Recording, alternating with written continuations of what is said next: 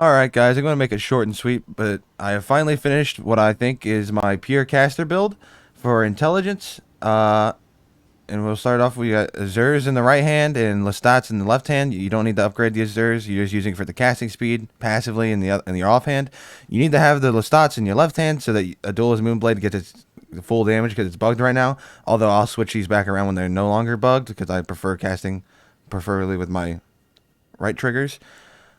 I like Snow Witch Hat because I use Duelist Moonblade to counter like Bloodhound Step with like trades and Poise Beast with trades, and I just win the trade. I don't really care about Poise that much. I just care more about fashion, so this is what I use for fashion.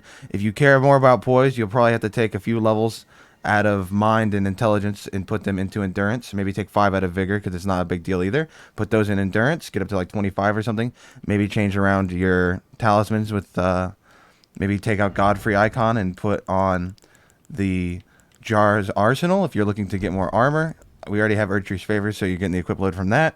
I definitely would not recommend taking off Radagons or Crimson Ambit Medallion or Erdtree's Favor. The only thing I'd switch out is for Jar Talisman over Godfrey Icon. And on the stats on our right, we are level 150. If you're doing a soul level 125, I would take 5 stats out of Vigor. I would take 10 stats out of Mind, and I would take 10 out of Intelligence. And then that would put you at soul level 125.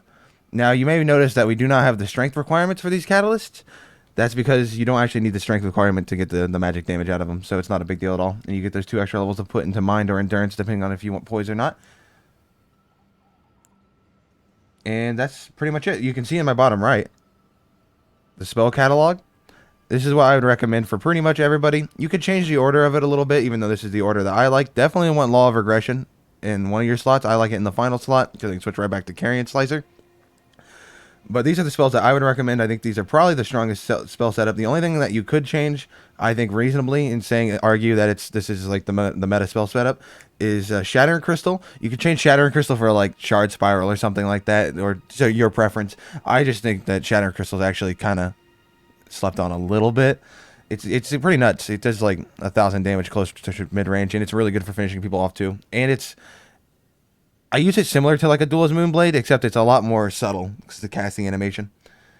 And I do believe that's all, guys. Have a good time. I do like this build quite a bit. My favorite so far. Peace.